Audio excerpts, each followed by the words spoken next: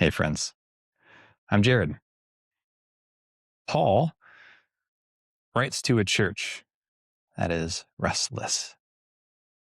Restless to change their status, restless to upgrade their situation, and restless to figure out if following Jesus means rearranging everything. And into that anxiety, Paul says something surprising. 1 Corinthians 7:17 says, "Only let each person lead the life that the Lord has assigned to him, and to which God has called him."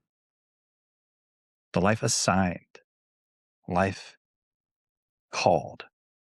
And then he repeats it, almost like he knows that we're going to resist.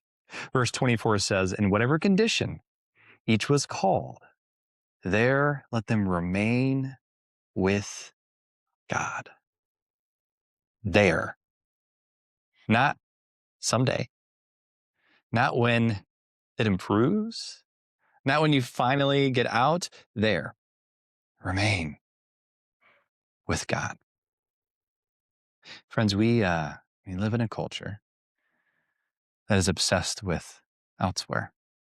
The next stage, the next opportunity, the next season when things finally feel aligned. But Paul suggests something radical. Your calling is not postponed until your circumstances improve. Your calling meets you inside them. His love meets your circumstance, your setting, your season.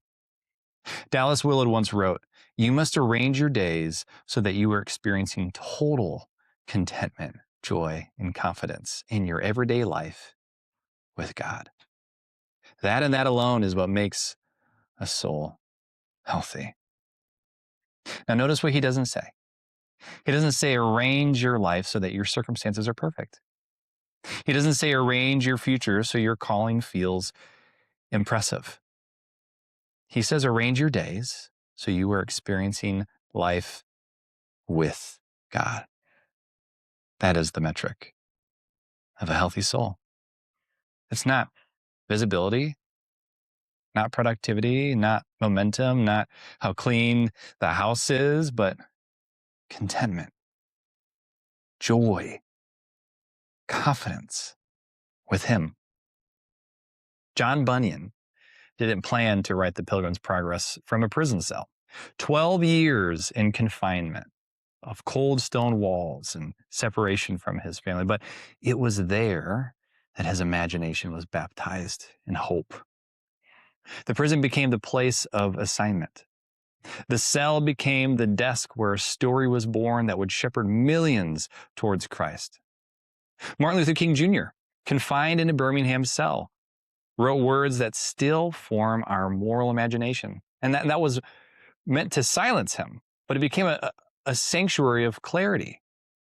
Love sharpened his resolve. Presence steadied his courage. And Paul himself, under house arrest in Rome, chained, restricted, and yet from that confinement came letters to fragile house churches.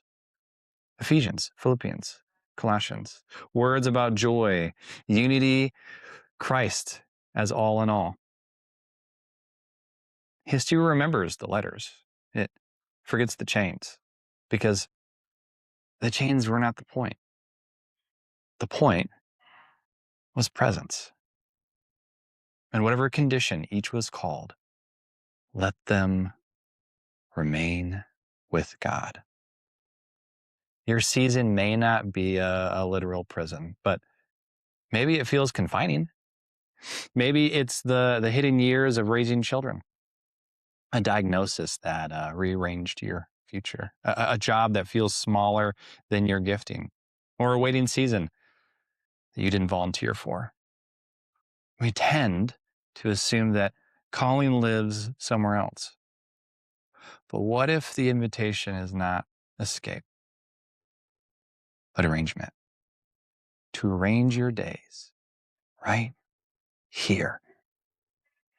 So you're experiencing contentment, joy, and confidence in your everyday life with God. Because calling is less about geography.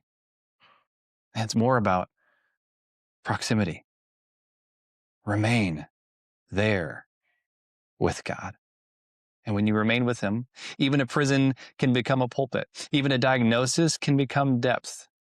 Even obscurity can become formation. The kingdom of God is not hindered by your limitations, and neither is His love. So whatever condition you find yourself in, that is not a detour. It may just be holy ground. Remain there with God.